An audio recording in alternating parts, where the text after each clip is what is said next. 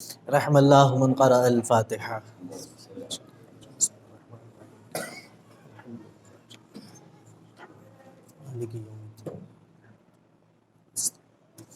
اهدنا الصراط المستقيم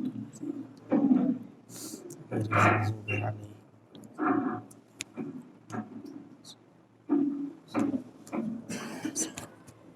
بر محمد وآل محمد صلوات۔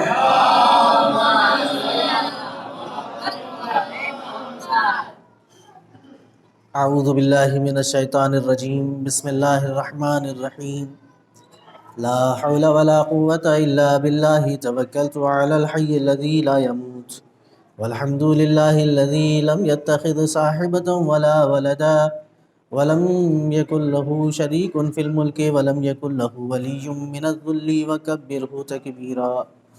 ثم الصلاة والسلام على أشرف الأنبياء والأفضل المرسلين سيد الأولين والآخرين النبي الأمي المكي المدني العربي الهاشمي الأبتحي التهامي العبد المؤيد والرسول المسدد والمصطفى الأمجد المحمود الأحمد حبيب إله العالمين بالقاسم محمد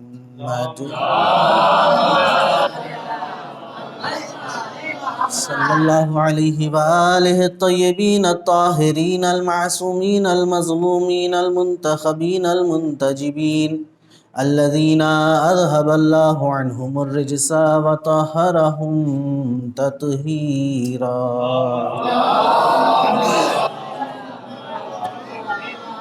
ولعنة الله الدائمة الباقية على أعدائهم وقاتليهم وغاصب حقوقهم ومنكر فضائلهم ومناقبهم ومخرب شريعتهم أجمعين من الآن إلى يوم الدين، أما بعد فقد قال الله سبحانه تبارك وتعالى في محكم كتابه ومتقن خطابه، بسم الله الرحمن الرحيم، سنريهم آياتنا في الآفاق وفي أنفسهم حتى يتبين لهم أنه الحق، أولم يكفي بربك أنه هو على كل شيء شهيد۔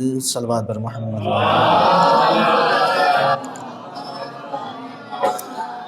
گزارش ہے کہ ایک مرتبہ سورہ حمد اور 3 مرتبہ سورہ اخلاص کی تلاوت فرما کر مرحوم سید غلام کونین رضوی ابن جناب سید غلام حسنین رضوی صاحب کی روح پر ارسال فرما۔ الحمدللہ ایاک نعبد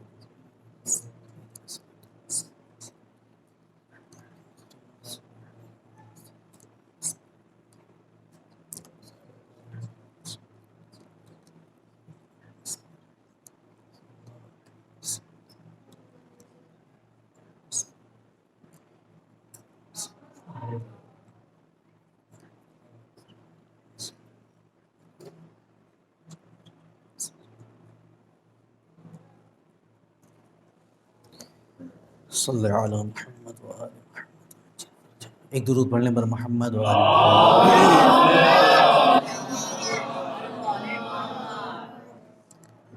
اس جدید دنیا میں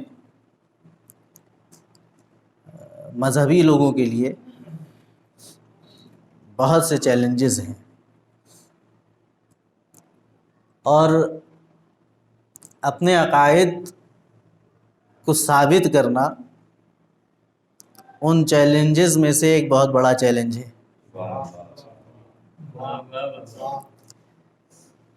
لہٰذا ضرورت اس بات کی ہے کہ ہم اس کی طرف متوجہ ہوں،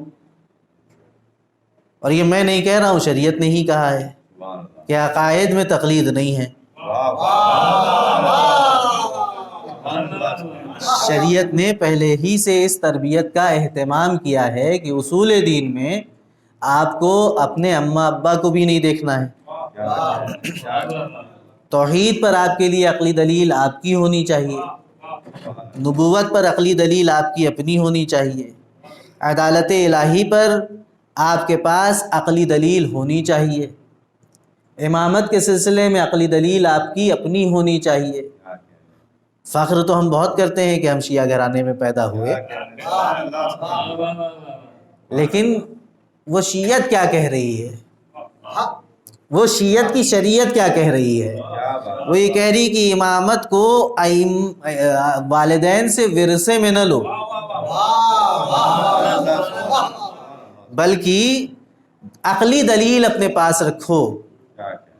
اچھا، یہ اہتمام بھی اس لیے ہے کہ یہ جو خام خیالی ذہنوں میں پیدا ہو گئی ہے کہ تبلیغ عقائد کا کام صرف اور صرف مولوی کا ہے، وہ دور ہو جائے۔ کیوں؟ اس لیے کہ ادھر لا الہ الا اللہ زبان سے کہا، ادھر تبلیغ کلمہ توحید کی ذمہ داری کاندھوں پر عائد ہوئی۔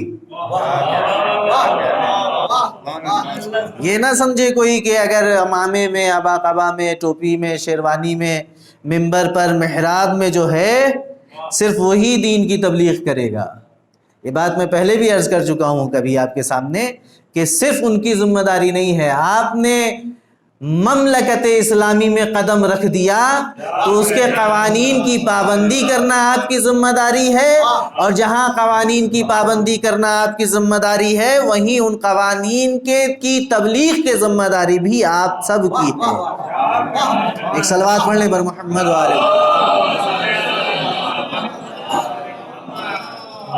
میرا خیال ہے کہ اب گفتگو کا محور کیا ہوگا، یہ آپ کے اذان عالیہ میں بات آ گئی ہوگی۔ چیلنج ہے، بہت سے چیلنجز ہیں اس دنیا میں مذہب والوں کے سامنے۔ کیونکہ جدید ٹیکنالوجی نے جو طریقہ کار اختیار کیا ہے، اس سے جو بات ابھر کر سامنے آتی ہے وہ یہ ہے کہ ہم جب آنکھ سے دیکھ لیں گے تب مانیں گے، اور اس آنکھ سے دیکھ لینے کے سلسلے میں ٹیکنالوجی نے بڑی بڑی چیزیں ایجاد کی۔ دور کی چیز کو دیکھنے کے لیے دوربین ایجاد ہوئی، اور بہت باریک اور مہین اور بہت ذرے سے بھی زیادہ باریک چیزوں کو دیکھنے کے لیے خوردبین کا استعمال کیا گیا۔ یعنی بتانا یہ چاہتی ہے آج کی ٹیکنالوجی کہ ہم جب آنکھ سے دیکھ لیں گے تب مانیں گے۔ جدید علم آنکھ سے دیکھنے پر منحصر ہے،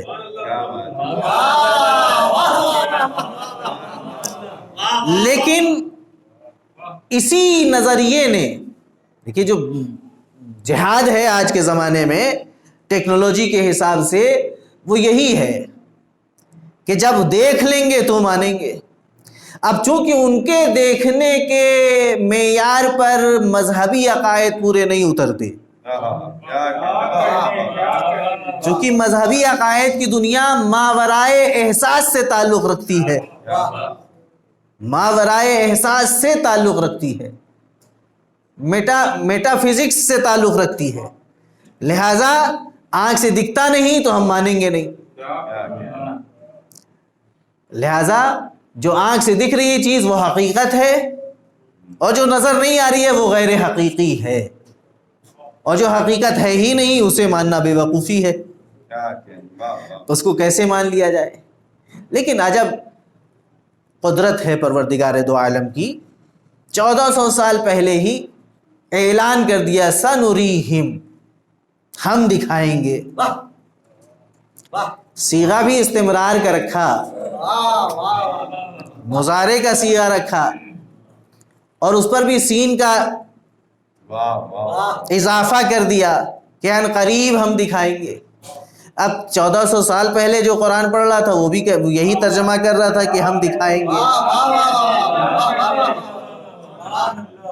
500 سال پہلے جو پڑھ رہا تھا قرآن وہ بھی یہی ترجمہ کر رہا تھا کہ اللہ کہہ رہا ہے کہ ان قریب ہم دکھائیں گے۔ آج جو پڑھ رہا ہے وہ بھی یہی کہہ رہا ہے کہ ان قریب دکھائیں گے۔ آج سے 50 سال بعد جو قرآن کی اس آیت کو پڑھے گا وہ بھی یہی کہے گا کہ ان قریب ہم دکھائیں گے۔ اس کا مطلب یہ ہے کہ قدرت ٹیکنالوجی کو نگاہ میں رکھے ہوئے تھی، کہ تم ٹیکنالوجی کے اعتبار سے جتنا بڑھتے چلے جاؤ گے ہم اپنی معرفت کے دروازے اتنا کھولتے چلے جائیں گے. کیا دکھائیں گے؟ آیاتنا سنوریہم آیاتنا، ہم دکھائیں گے اپنی نشانیوں کو. کہاں دکھائیں گے؟ فی الآفاق، یونیورس میں دکھائیں گے، کائنات میں دکھائیں گے. اور کہاں دکھائیں گے؟ وفی انفسہم، جو انکار کر رہے ہیں نا انہی کے وجود میں دکھائیں گے. آفاق میں بھی دکھائیں گے، وجود انسانی میں بھی دکھائیں گے. اب ظاہر سی بات ہے کہ مختصر وقت میں مجھے بات کو تمام کرنا ہے، ورنہ دو فکر قرآن کی اس آیت سے مل رہی ہیں. ایک ہے آیات آفاقی، جو گفتگو ہو سکتی ہے اس آیت کے ذیل میں، وہ ایک آیات آفاقی کے اوپر گفتگو ہو سکتی ہے اور ایک آیات انفسی کے اوپر. اب وقت کے دامن میں اتنی گنجائش نہیں ہے، تاخیر ہو چکی ہے مجلس میں پہلے ہی، وقت کے دامن میں اتنی وسعت نہیں ہے کہ دونوں پہلوؤں پر گفتگو کی جا سکے. لہذا میں بس آفاق ہی پر بہت مختصر سی گفتگو اپنی رکھوں گا کہ آفاق میں ہم دکھائیں گے، اور وفی انفسہم، اور انسانی وجود میں بھی دکھائیں گے. اسی طرف امیر المومنین نے اشارہ کیا، اتزعم انک جرم صغیر، کیا تو یہ گمان کرتا ہے کہ تو ایک چھوٹا سا جرم ہے، ٹکیا ہے، ایک چھوٹی سی مخلوق ہے. فیک انطوی العالم الاکبر، تجھ میں ایک بڑی کائنات پوشیدہ ہے. اور میں نے آپ کے سامنے کبھی عرض کیا تھا کہ جب ہم ایک لقمہ دانتوں کے درمیان میں رکھتے ہیں تو ان دانتوں کو چبانے کا عمل کرنے کے لیے پوری باڈی میں کتنا عمل کام میں آتا ہے، اور پھر دماغ تک سگنلز پہنچتے ہیں اور دماغ سے حکم صادر ہوتا ہے دانتوں کی طرف، اور پھر دانت عمل کرنا شروع کرتے ہیں. اگر وہ گفتگو آپ کے ذہنوں میں تازی ہو جائے تو میں بات یہیں پر ختم کر کے آگے بڑھوں کہ فیک انطوی العالم الاکبر. اگر جسم میں ہی انسان خود غور کرے تو آیات الہیہ اس کے اندر موجود ہیں. تو عزیزان گرامی، چیلنج یہ ہے کہ ہم آنکھوں سے دیکھیں گے تو مانیں گے، آنکھوں سے نہیں دیکھیں گے تو نہیں مانیں گے. طریقہ استدلال، بحث مذہب کی عقائد کی نہیں ہے، بحث اس وقت جو ہے وہ طریقہ استدلال کی ہے. جدید ٹیکنالوجی نے جو آلات ہمارے سامنے مہیا کیے ہیں وہ دکھا کے مانتے ہیں.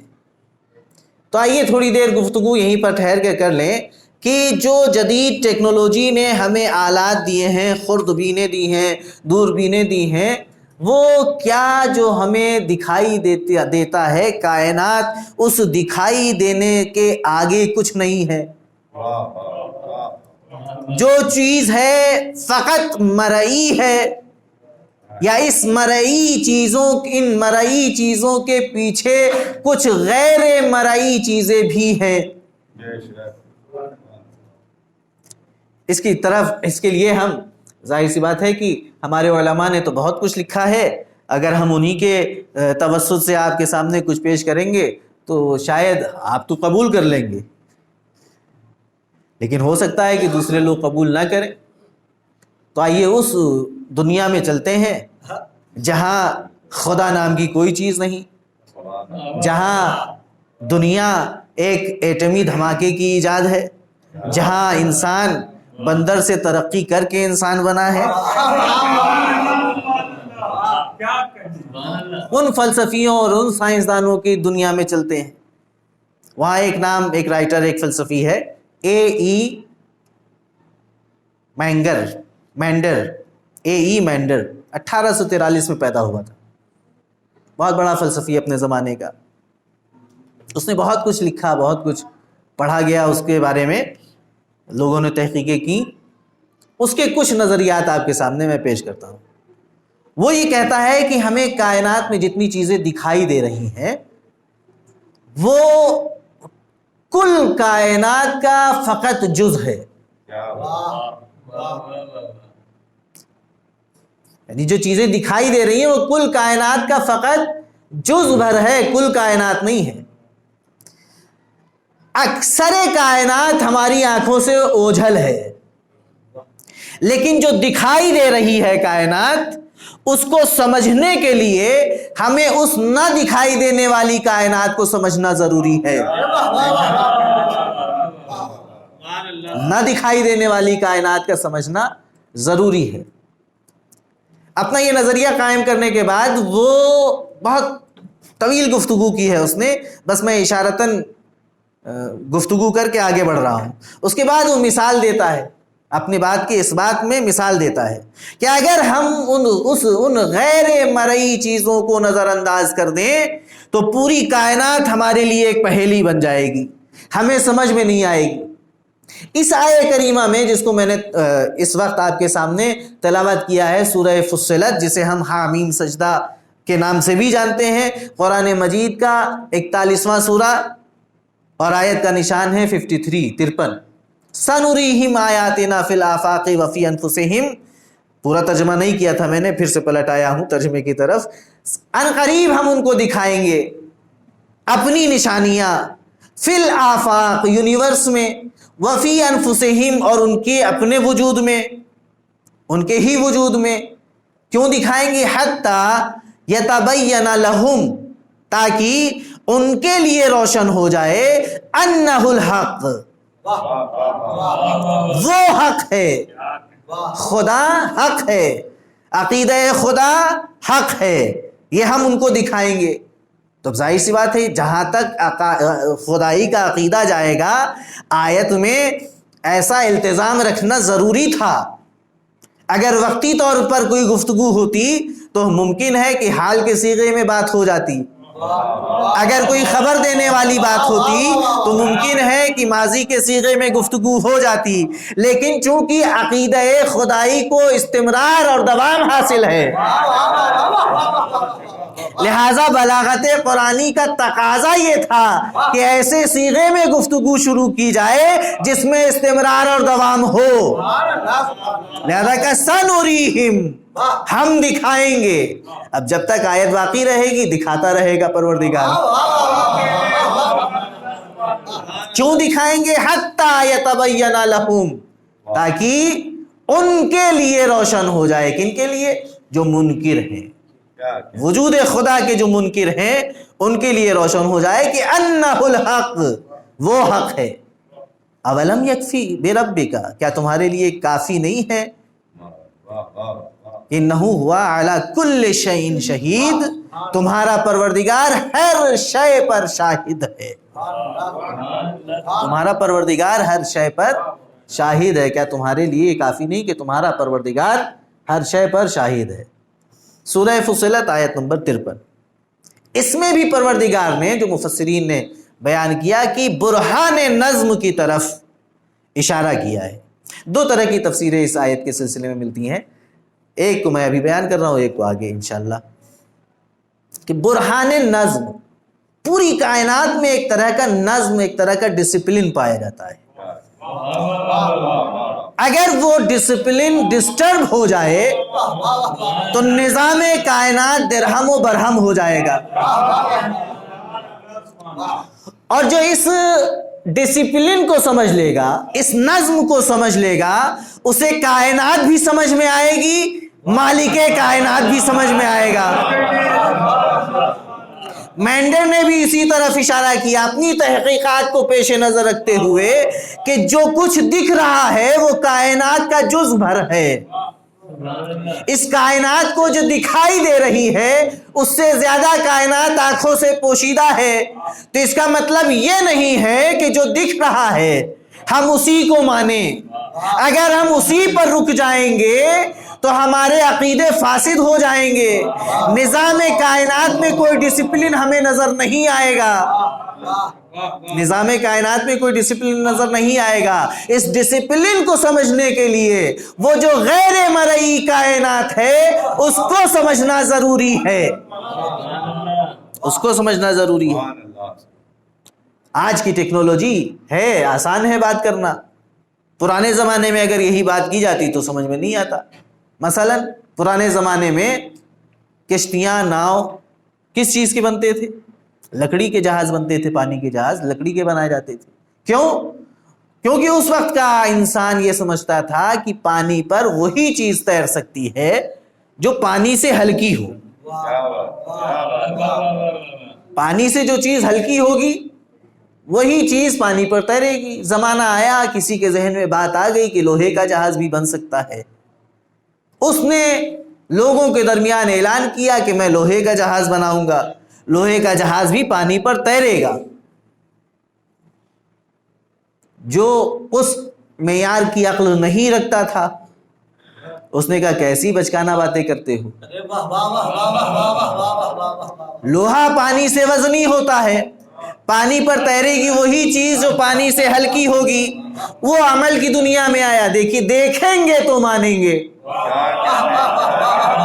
ٹب میں پانی لایا، گھوڑے کی ایک نال لایا، پانی سے ٹب کو بھرا اور گھوڑے کی نال کو پانی کے سپرد کیا. نتیجہ کیا ہوا؟ پانی کی سطح پر نال نہ ٹھہری، ٹب کے تلے میں جا کر رکی، تہ میں جا کر رکی. اس نے کہا کیسی بے وقوفی کی بات کر رہے ہو، دیکھو تم کہہ رہے ہو لوہے کا جہاز بنائیں گے، کیا ہلاک کرنا ہے سب کو؟ تو دیکھیے،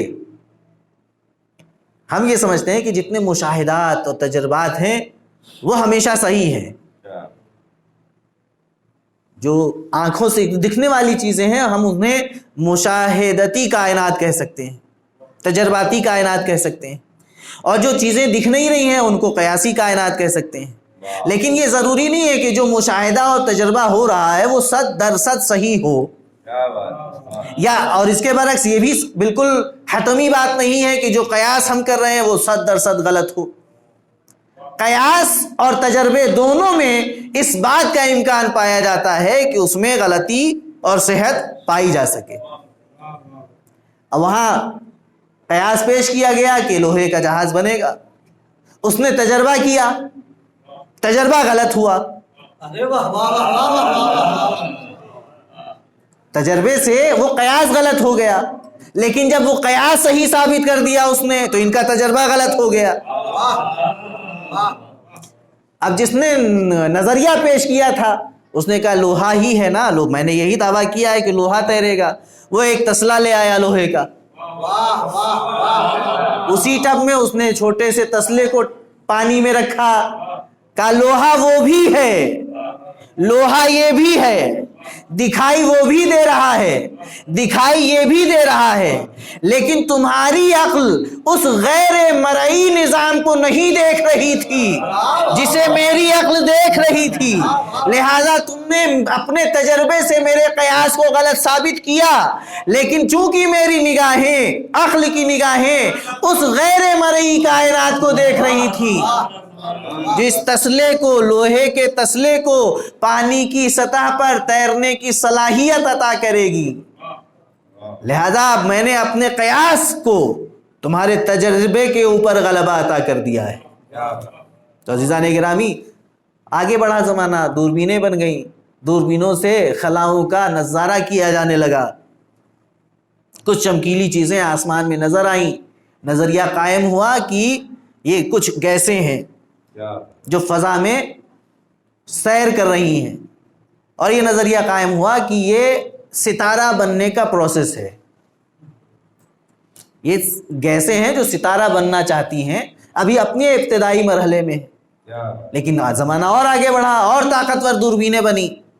ان دوربینوں سے جب دیکھا گیا تو پتہ یہ چلا کہ ستارہ بننے کی کوششیں نہیں جاری ہیں، ستارے ہی ہیں جو اپنے غیر معمولی فاصلے کی بنیاد پر بادلوں کی صورت میں پہلے والی دوربینوں سے دکھ رہے تھے. تو عزیزان گرامی، ترقی ہوتی گئی ٹیکنالوجی میں، اور نامحسوس چیزیں محسوسات سے محسوس ہونے لگی، نامحسوس چیزیں محسوسات سے محسوس ہونے لگی. تو پھر آئیے، مینڈر کہتا ہے کہ جب تک ہم ان محسوس چیزوں کو اس حقیقت کے ساتھ قبول نہیں کریں گے جو ان محسوس چیزوں کے پیچھے ہے، تب تک ہمیں کائنات سمجھ میں نہیں آئے گی. اپنی بات کرتے کرتے وہ مثال دیتا ہے، درخت پہ بیٹھی بیٹھی ایک چڑیا مر جاتی ہے اور زمین پہ گر جاتی ہے۔ ہم گیند کو آسمان کی طرف پھینکتے ہیں اور زمین کی طرف گیند آ کر گر جاتی ہے۔ ہم دیکھتے ہیں کہ ہم ایک وزنی پتھر کو جب زمین سے اٹھانا چاہتے ہیں تو اس کے حجم اور وزن کے حساب سے ہمیں اب مشقت کرنی پڑتی ہے۔ ہم یہ دیکھتے ہیں کہ پہاڑی پر اترنے کی نسبت چڑھنے میں ہمیں زیادہ محنت کرنی پڑتی ہے۔ مشاہدات کیا ہیں؟ چڑیا کا زمین پر گرنا، گیند کا زمین پر گرنا، پتھر کے اٹھانے میں طاقت لگنا، پہاڑی پر چڑھنے میں قوت کا صرف ہونا، یہ ہیں مشاہدات۔ لیکن اگر ہم یہیں پر رک جائیں تو وہی مینڈر کی بات ثابت ہوگی کہ سمجھ میں نہیں آئے گا کہ یہ ہوا کیوں ہوا۔ جب اس کے پیچھے ہم اس کے سراغ میں جائیں گے تو ہمیں لا آف گریویٹیشن سامنے نظر آئے گا، قوت تجاذب، قوت کشش۔ زمین میں گریویٹی پائی جاتی ہے، یہ گریویٹی، یہ قوت کشش مری ہوئی چڑیا کو جو اب اپنی جان میں نہیں ہے، جس میں جان باقی نہیں ہے، وہ پرواز نہیں کر سکتی، اب وہ زمین اسے اپنی طرف کھینچ لے گی۔ ہم نے اپنی پوری طاقت سے گیند کو پھینکا تو تھا آسمان کی طرف، لیکن جیسے ہی وہ میری طاقت سے دور ہوگی ویسے ہی زمین اسے اپنی طاقت سے اپنی طرف کھینچ لے گی۔ پہاڑی پتھر کو زمین سے اٹھانے میں ہمیں طاقت اسی لیے صرف کرنا پڑ رہی ہے کہ زمین اپنی پوری طاقت سے اسے اپنے کلیجے سے لگائے ہوئے ہے۔ پہاڑی پر چڑھنے میں اسی لیے طاقت صرف ہو رہی ہے کہ زمین ہمارے قدموں کو اپنی پوری طاقت سے روکے ہوئے ہے۔ مشاہدات الگ الگ ہیں لیکن جو حقیقت کار فرما ہے وہ ایک ہے، یہ ہے برہان نظم۔ اسی کو علماء کہتے ہیں برہان نظم۔ جب تک اس برہان نظم کو کوئی نہیں سمجھے گا، نظام کائنات اس کی سمجھ میں نہیں آئے گا، اور جب نظام کائنات سمجھ میں آئے گا تب خالق کائنات سمجھ میں آئے گا۔ تو عزیزان گرامی، میں نے کسی مذہبی اسکالر کی کوئی بات آپ کے سامنے نہیں پیش کی۔ دنیائے کفر میں ہونے والی تحقیقیں آج اسلام کی حقیقت کو ثابت کرنے کے لیے بہت کافی ہیں۔ بس فرق اتنا سا ہے کہ ہمیں تھوڑا وقت نکال کے، اور جو تنفر کا مادہ اپنے اندر ہے کہ صرف اپنوں کو سنو، اپنوں کو پڑھو، ایک صلوات پڑھیں پر محمد و آل محمد۔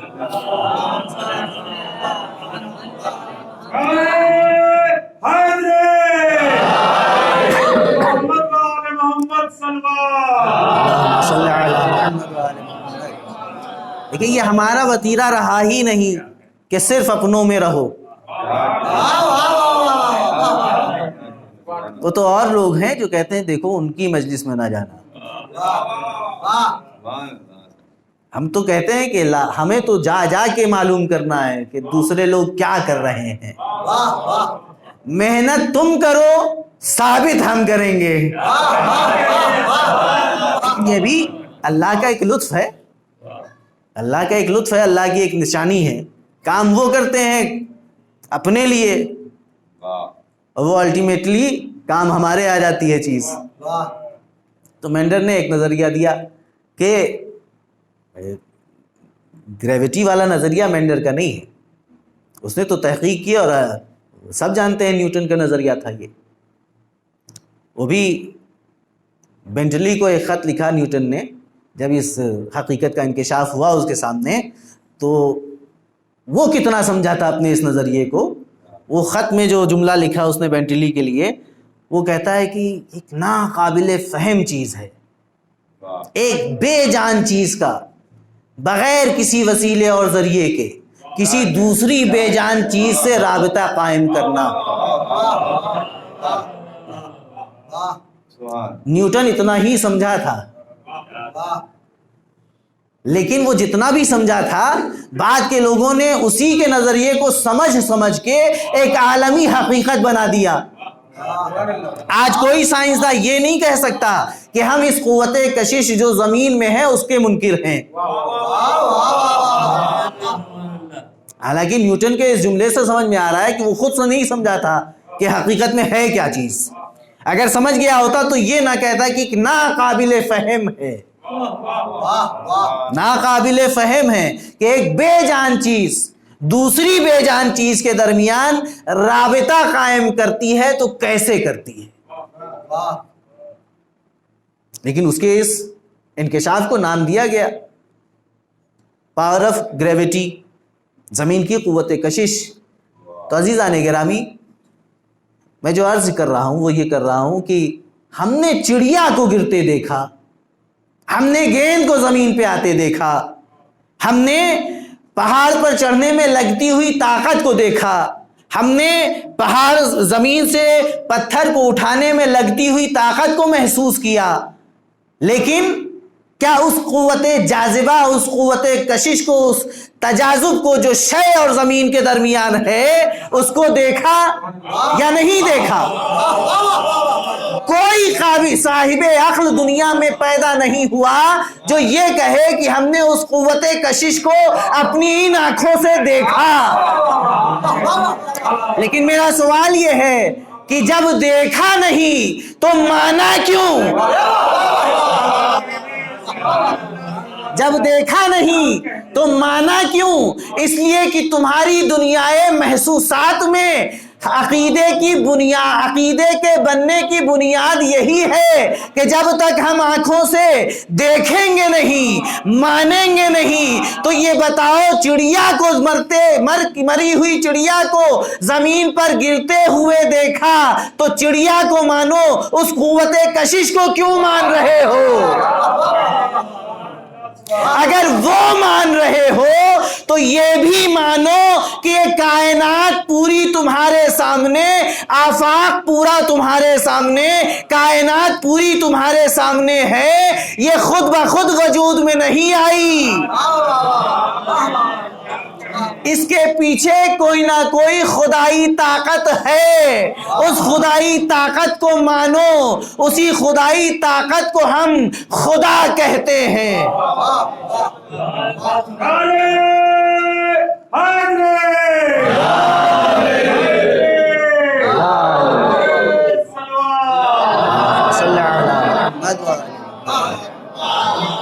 آج کے زمانے میں سمجھانا آسان ہے، اس زمانے میں ایسی ٹیکنالوجی نہیں تھی، لہذا سمجھانے کا طریقہ دوسرا تھا۔ مولا کیسے وجود خدا پر دلیل قائم ہو؟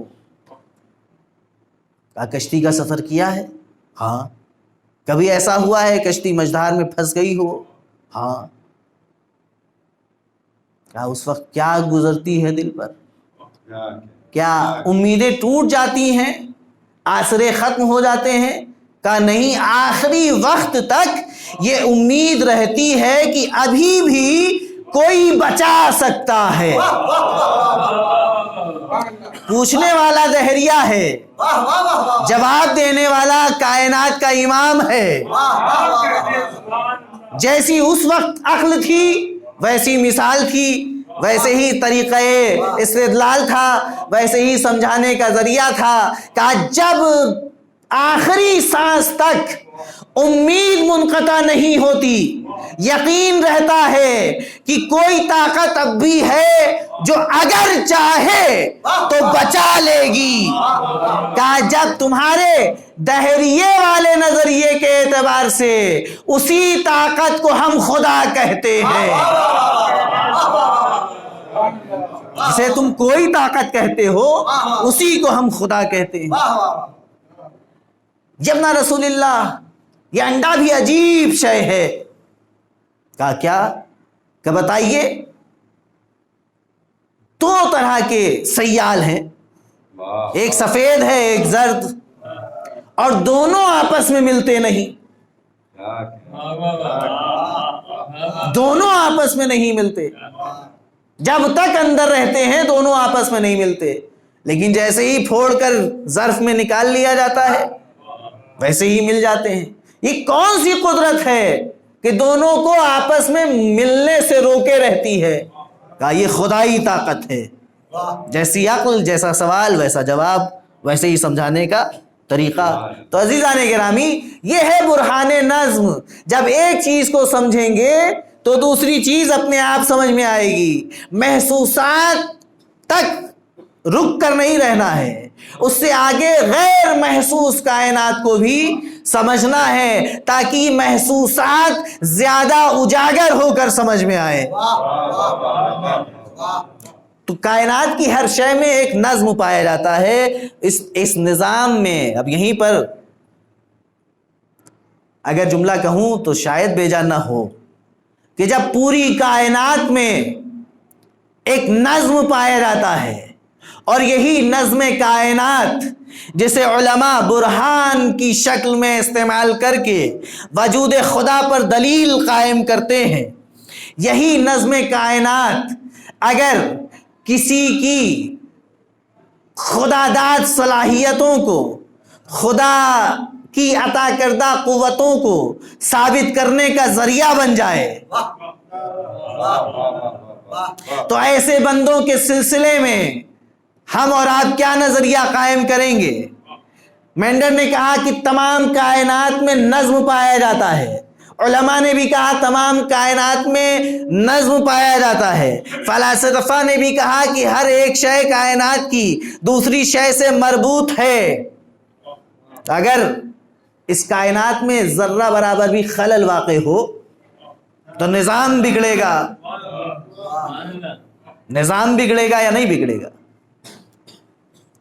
ابھی میں نے قوت کشش جو زمین میں پائی جاتی ہے اس کی بات کی کہ زمین کا کام ہے اپنی طرف کھینچنا، اور اس کھینچنے میں کائنات کا ایک نظام اس زمین کے ساتھ کام کر رہا ہے۔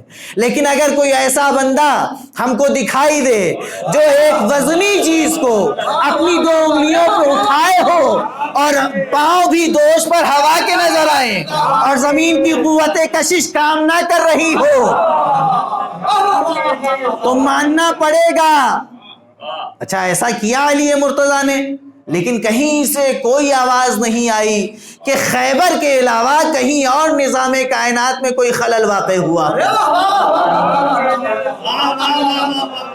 جو کچھ ہوا وہ خیبر کے حدود میں ہی ہوا۔ حالانکہ فلاسفہ، سائنسداں، علماء یہی کہتے رہے کہ کائنات کی ہر شے میں نظم ہے۔ اس مائک میں ایک نظم ہے، ایک مشین ہے، ایک مائکروفون ہے، کچھ تار ہیں، میں کچھ نہ کروں، اس کے نظام میں تھوڑا سا خلل واقع کر دوں، تار جو جڑا ہوا ہے اس میں اس کو الگ کر دوں تو کیا خلل واقع ہوگا؟ کام کرنا بند کر دے گا۔ ظاہراً ایک مختصر سا تار جو جڑا ہوا تھا اس کو جدا کیا گیا ہے۔ تو عزیزان گرامی، پوری کائنات میں نظم موجود ہے، اگر ذرہ برابر بھی خلل ہو تو کائنات کا نظام ڈسٹرب ہو جائے۔ لیکن ہم نے دیکھا کہ کچھ ایسے بندے بھی ہیں جو دو انگلیوں پہ خیبر اٹھا لیتے ہیں، کائنات کے نظام میں فرق نہیں پڑتا، ڈوبا ہوا سورج مغرب سے پلٹا دیتے ہیں، کائنات کے نظام میں کوئی فرق نہیں پڑتا، آسمان میں چمکتا ہوا ستارہ در پہ بلا لیتے ہیں، کائنات کے نظام میں کوئی فرق نہیں پڑتا۔ تو معلوم ہوا کہ اللہ کے کچھ خاص ایسے بندے ہیں جن کو اللہ نے کائنات میں تصرف کا اختیار دے رکھا ہے۔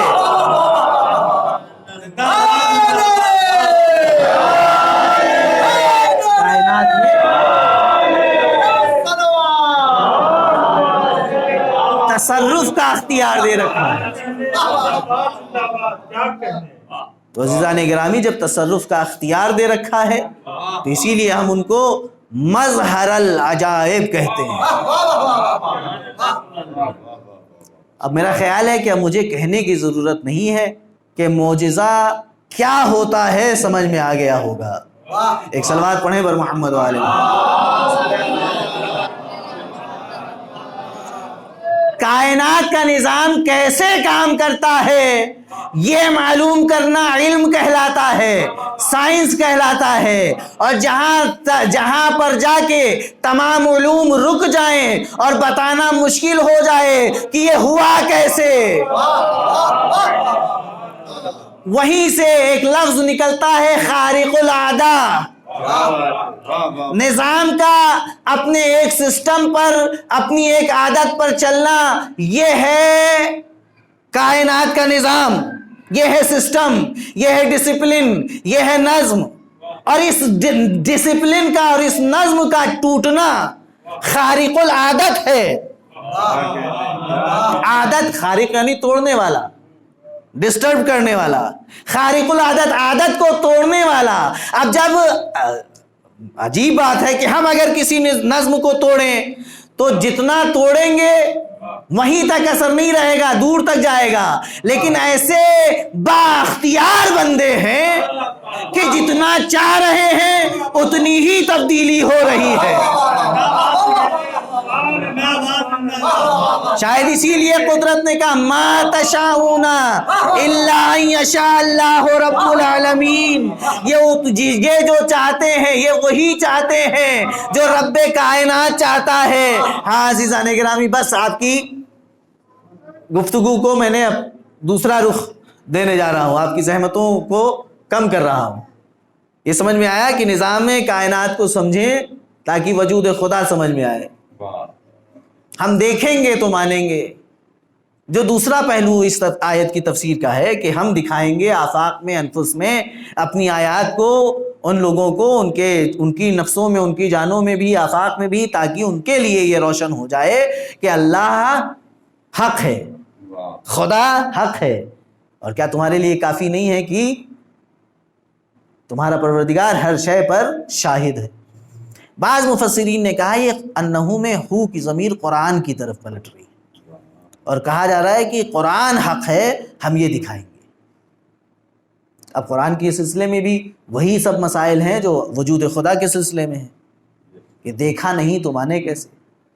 قرآن انسانی کتاب ہے، عام جو ہم تو مسلمان ہیں، الحمدللہ کہ اللہ نے ہمیں توفیق عطا کی، اس نعمت سے نوازا، تو ہم قرآن کو اللہ کی کتاب مانتے ہیں۔ لیکن جو مسلمان گھرانوں میں نہیں پیدا ہوئے ان کے لیے اللہ کی کتاب ماننا مشکل ہے۔ ہم ان سے کہتے ہیں کہ فرشتہ لے کر آیا تو وہ پلٹ کر کہتے ہیں کہ دیکھا کہاں؟ وحی کے نزول کو ہم نے دیکھا نہیں، جب ہم دیکھیں گے تو مانیں گے۔ تو بات ٹیکنالوجی کی ہو رہی ہے۔ تو آئیے میں آپ کو اس وقت ذرا کچھ سالوں پہلے لے چلتا ہوں، 1950 میں میونخ، بویریا کے حکام نے، حاکموں نے ایک ہپنوٹسٹ کے اوپر مقدمہ درج کیا 1950 میں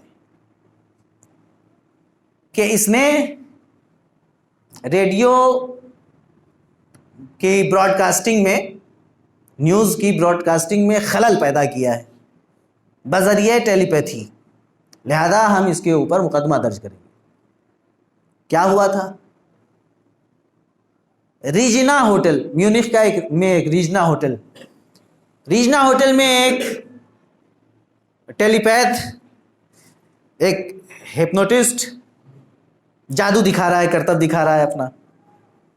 اس نے دیکھنے والوں میں سے ایک کو اپنے قریب بلایا اور کہا کہ یہ تاش کے پتے ہیں، ان میں سے ایک پتا اٹھاؤ اور اپنے ذہن میں اس جگہ کا نام اور اس تاش کے پتے کا نام اپنی ترتیب حسب منشا ترتیب دے لو، اور ابھی میں اپنے کمال سے جو نیوز آنے والی ہے انٹرنیشنل ریڈیو سے، نیشنل ریڈیو سے جو نیوز ابھی براڈ کاسٹ ہونے والی ہے، اس میں جو نیوز ریڈر ہے تم جو سوچو گے اس کی زبان سے کہلواؤں گا۔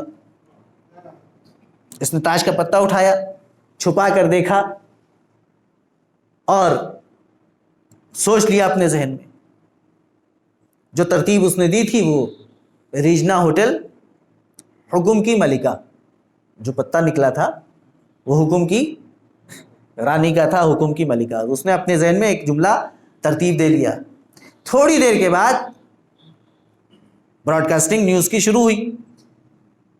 نیوز پڑھنے والا اپنے فلو میں نیوز پڑھ رہا تھا،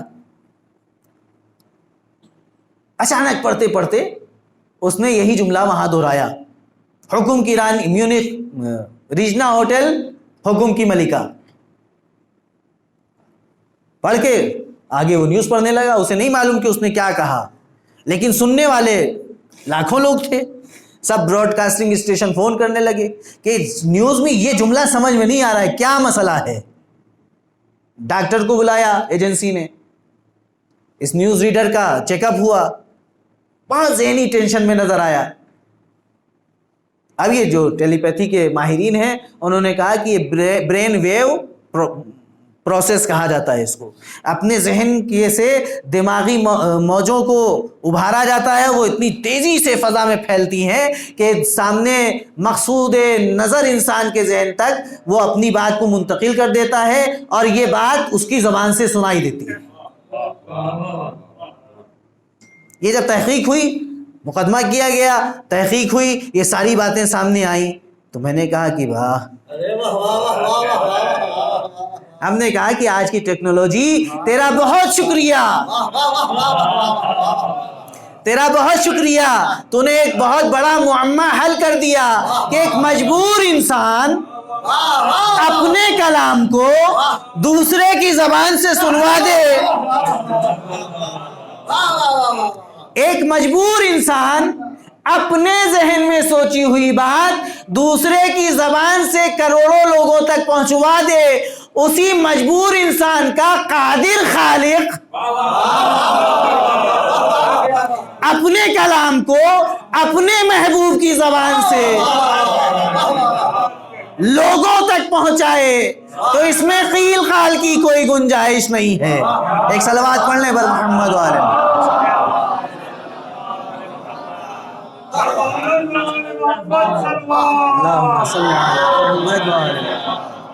سنریہم آیاتنا، ہم اپنی نشانیاں دکھاتے ہیں، دکھا رہے ہیں، دکھاتے رہیں گے.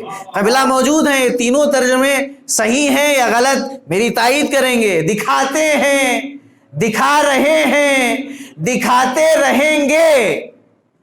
کہاں دکھائیں گے؟ فی الآفاق، کائنات میں، وفی انفسہم، ان کے اپنے وجود میں. کیوں دکھائیں گے؟ حتی یتبین لہم انہ الحق، تاکہ ان کے لیے یہ بات واضح ہو جائے کہ وہ حق ہے. تو کیا کیا نشانیاں دکھائیں؟ قرآن مجید، اگر یہ تفسیر صحیح مان لی جائے، یہ گنجائش بہرحال ہے کہ قرآن مجید کے سلسلے میں بات کی جا رہی ہے. قرآن مجید کیسا حق ہے؟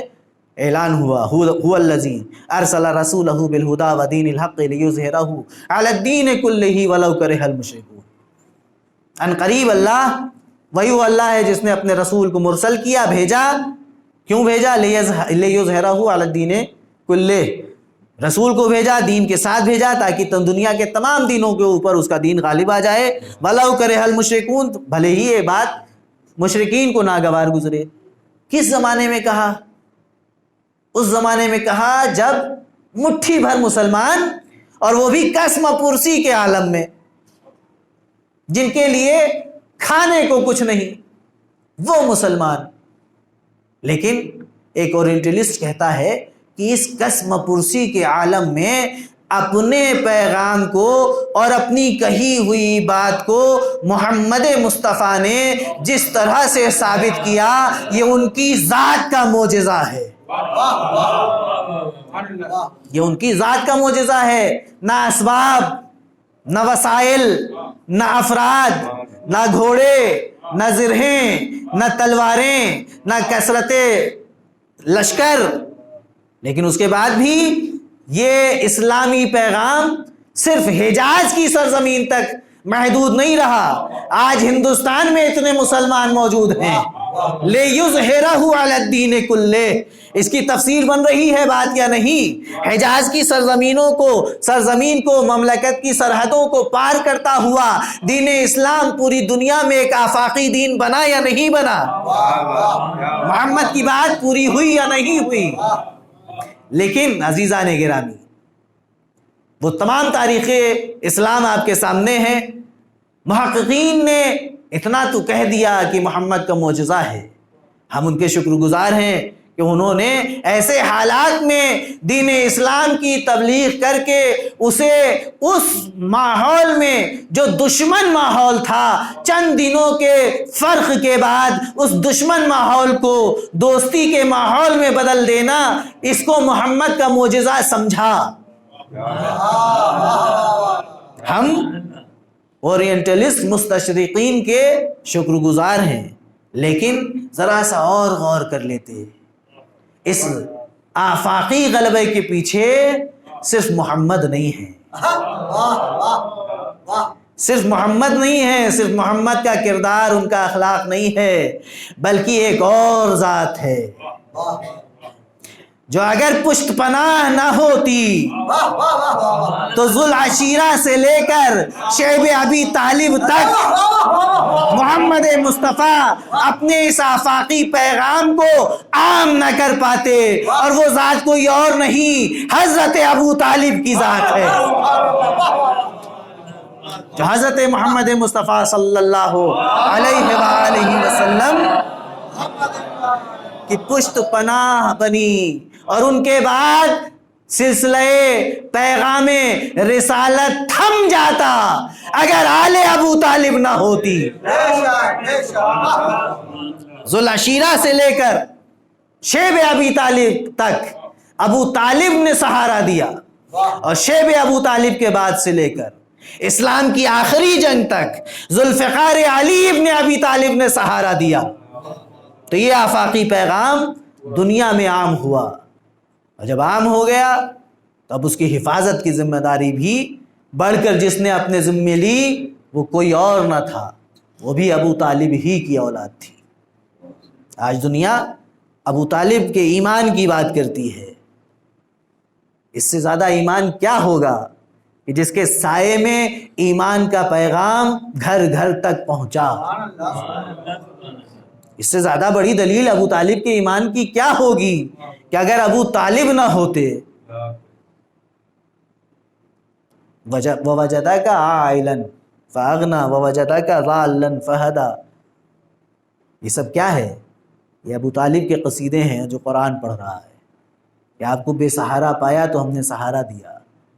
اب جا کر تاریخ کے دامن میں تلاشو کہ جب محمد عربی بے سہارا ہوئے تو ان کو سہارا دینے والا کون تھا؟ ابو طالب کے سوا کوئی اور دکھے تو ہمیں آ کر بتاؤ۔ اور جب دین اسلام بے سہارا ہوا تو اسی ابو طالب کی اولاد نے بڑھ کر دین اسلام کو سہارا دیا۔ جب یزید بے حیا نے اعلان کیا کہ لعبت بنو ہاشم بالملک، بنی ہاشم نے ملک حاصل کرنے کے لیے یہ سب ڈھونگ رچا تھا، ما جاء خبر ولا وحی نزل، کوئی خبر نہیں آئی، کوئی وحی نازل نہیں ہوئی، تو کون اٹھا؟ وہی اٹھا جس کی رگوں میں ابو طالب کا خون تھا۔ کیا تم قرآن کو مشکوک بنانا چاہتے ہو؟ ہم قرآن کی حقیقت کو نیزے کی بلندی سے ایسا اشکار کریں گے کہ دنیا میں پھر کوئی قرآن کی حقیقت کا انکار نہ کر سکے گا۔ جب نو کے نیزہ پہ سر بلند کر دیا گیا، امام نے سورہ مبارکہ کہف کی تلاوت کر کے دنیا کو بتایا کہ قرآن حق ہے، قرآن کا پیغام حق ہے۔ ہاں عزیزان گرامی، مال مجلس گریہ بر حسین ہے۔ میں آ گیا اپنے مقصد تک۔ آخری ایام ہیں عزائے امام مظلوم کے، جیے جو اگلے برس ہم ہیں اور یہ غم پھر ہے، جو چل بسے تو یہ اپنا سلام آخر ہے۔ عزیزان محترم، ان تاریخوں میں عموماً بیویوں کا کربلا میں ورود مصائب کی منزل میں پیش کیا جاتا ہے، لیکن میں یہ چاہ رہا ہوں کہ تھوڑا سا، کیونکہ الوداعی مجلس بھی تقریباً ہر عزاخانے سے میں ہو رہی ہے آج کل، تو میں تھوڑی سی رخصت امام حسین علیہ السلام کی خیمے میں پڑھوں گا۔ وہ شب آئی جسے شب عاشور کہتے ہیں، جس میں خیام حسینی میں بڑی رونق ہے، لیکن یہ رونق بھی عجیب انداز کی ہے کہ ایک خیمے کا منظر ایک شاعر نے یوں نظم کیا ہے کہ شب کٹ گئی رباب کی جھولا جھلانے میں، شب کٹ گئی رباب کی جھولا جھلانے میں، اصغر کو دیکھ دیکھ کے آنسو بہانے میں، اصغر کو دیکھ دیکھ کے آنسو بہانے میں۔ اور پھر اسی رباب نے عصر عاشور سے تھوڑی دیر پہلے وہ منظر دیکھا کہ جو زبان سے بے ساختہ نکلا کہ یا بنیا امثلک ینہر، اے میرے لال کیا تم جیسے بھی نہر کیے جاتے ہیں۔ پھر عزیزان گرامی، کائنات کا بادشاہ، رسول اسلام کی آغوش کا پالا، سیدہ کا جایا، علی کا لاڈلا، اپنی بہن زینب سے رخصت ہونے کے لیے خیمے میں آیا۔ یا سکینہ، یا رقیہ، یا زینب، یا کلثوم، علیکن منی السلام، تم سب پر میرا سلام۔ اس کے بعد کس طرح سے امام خیمے میں بیبیوں سے رخصت ہوئے، سید سجاد سے رخصت ہوئے، وہ سب آپ کے ذہنوں میں ہے۔ دروازے پر پہنچے خیمے کے در پر، فنظر یمینا و شمالا، دائیں جانب دیکھا بائیں جانب دیکھا، آواز دی یا ابطال الصفا و یا فرسان الحجا مالی انادیکم فلا تجیبونی وادعوکم فلا تسمعونی۔ اے میرے شیروں، اے میرے دلیروں، کیا ہو گیا؟ میں تم کو آواز دے رہا ہوں مگر تم جواب نہیں دیتے، میں تم کو پکار رہا ہوں مگر تم سن نہیں رہے۔ کٹی ہوئی لاشوں سے آواز آئی، لبیک لبیک یا ابن رسول اللہ۔ عزاداروں، رخصت ہوئے امام خیمے سے مقتل میں پہنچے۔ پھر مقتل نے کیا منظر پیش کیا؟ چار چلتے تھے چار سمت سے بھالے حسین پر، ٹوٹے ہوئے تھے برچھیوں والے حسین پر، قاتل تھے خنجروں کو نکالے حسین پر، یہ دکھ نبی کی گود کے پالے حسین پر، یہ دکھ نبی کی گود کے پالے حسین پر، تیرے ستم نکالنے والا کوئی نہ تھا، گرتے تھے اور سنبھالنے والا کوئی نہ تھا۔ ہاں کچھ ہی دیر کے بعد میر انیس فرماتے ہیں جنگل سے آئی فاطمہ زہرا کی یہ صدا، امت نے مجھ کو لوٹ لیا واہ مصیبتا، اب کون ہے جو حق رفاقت کرے ادا، اب کون ہے جو حق رفاقت کرے ادا۔ ہاں زاداران امام مظلوم، آواز آئی جناب زہرا کی، خطاب کیا جناب زینب کو، 1900 ہے زخم تنے چاک چاک پر، زینب نکل حسین تڑپتا ہے خاک پر۔ تلے زینب یا پر زینب موجود ہیں، شمر خند خنجر لے کر آگے بڑھ رہا ہے، امام مظلوم کی مقدس پشت، شمر ملعون کا نجس گھٹنا۔ ہاں زاداروں، قیامت ہوئی، زمین کربلا میں زلزلہ آیا، آسمان نے خون رونا شروع کیا، فرات کا پانی نیزوں اچھلنا شروع ہوا۔ تھوڑی دیر کے بعد کائنات نے وہ منظر دیکھا کہ امام کا سر نوک نیزہ کو بلند کیا گیا۔ ہاں زاداروں، میں نے پڑھا، آپ نے سن لیا، لیکن اس منظر کو دیکھ کر زینب پہ کیا گزری اس وقت پتا چلا جب رہائی ملی اور لٹا ہوا قافلہ سرحد مدینہ پر آ کر ٹھہرا، اور بشیر جزلم نے جا کر مدینے میں خبر کی، اے مدینے والوں، مدینہ رہنے کے قابل نہیں رہا، حسین نے کربلا آباد کر دی، مدینہ ویران ہو گیا، کربلا سے لٹا ہوا قافلہ سرحد مدینہ پر آ کر ٹھہرا ہے۔ محمد حنفیہ بھائی ہیں زینب کے، حسین کے بھائی ہیں، تیز رفتار گھوڑے پر سوار ہوئے، بہت تیزی سے اس قافلے کے قریب سرحد مدینہ پر پہنچے۔ ایک مرتبہ قافلے پر نظر ڈالی، کچھ سمجھ میں نہیں آیا، گھوڑے سے اترے، مردوں کی طرف بڑھے، ایک عجیب شان کے جوان کو دیکھا جو جوان بھی تھا، بوڑھا بھی نظر آ رہا تھا۔ اس کے قریب پہنچے، کہا بھائی تم کون ہو؟ اس قافلے کا سالار کون ہے؟ سید الساجدین نے جھکی ہوئی گردن اٹھائی، کہا چچا پہچانا نہیں، میں آپ کا بھتیجا علی ابن الحسین۔ طریقہ یہی ہوتا ہے نا کہ اگر واقعے کے وقت موجود نہ ہو، ایصال ثواب کی مجلس سے واقعے کے وقت اگر کوئی موجود نہ ہو، سال بھر کے بعد کوئی آئے تو پرسہ دینے کا طریقہ کیا ہے؟ وارث کو مرحوم کے سینے سے لگا کر گلے میں باہیں ڈال کر پرسہ دیا جاتا ہے۔ محمد حنفیہ نے بھی چاہا کہ بیٹا اتنی مصیبتیں برداشت کر کے آیا ہے، ذرا گلے سے لگا کر تعزیت پیش کر دوں باپ کی، لیکن جیسے ہی گلے میں باہیں ڈالنا چاہیں، امام سید سجاد نے ہاتھوں کو روک لیا۔ اے چچا جتنا پرسہ دینا ہے دور سے دیجئے، اے میرے لال کیا ناراض ہو کہ کربلا نہیں آیا، یا مجھ سے کوئی غلطی ہوئی؟ چچا نہ ناراض ہوں نہ غلطی ہوئی، اے چچا کربلا سے کوفے تک اور کوفے سے شام تک اس گلے میں خاردار توق تھا، زخم ابھی بھی تازہ ہے، چھونے سے اذیت ہوتی ہے۔ اے میرے لال میری بہن زینب کہاں ہے؟ اس منظر خونی کو دیکھ کر زینب پر کیا گزری؟ تصور کریں قتل حسین کا منظر زینب نے اپنی آنکھوں سے دیکھا ہے، دل پر گزری کیا؟ کب پتہ چلا؟ جب محمد حنفیہ قریب پہنچے، چاروں طرف گھومنے لگے، اشارہ کیا تھا امام نے کہ وہ ہے زینب، وہ ہے میری پھوپھی زینب، چاروں طرف گھومنے لگے۔ ایک مرتبہ تعجب سے سوال کیا، انت اختی، کیا تم ہی میری بہن زینب ہو؟ زینب نے سر اٹھایا، اے بھیا پہچان نہیں پائے؟ اے بہن کیسے پہچانتا؟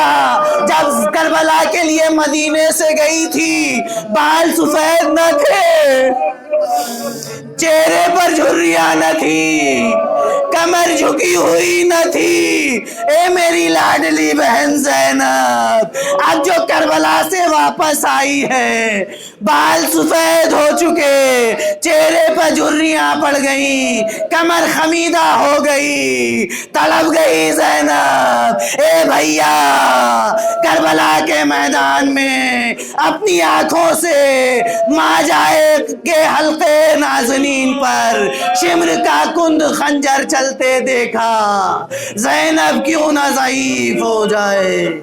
میں کھڑی رہی، ماجایا 3 دن کی پیاس میں ذبح کر دیا گیا، سر کو نوکے نیزہ پر بلند کر دیا۔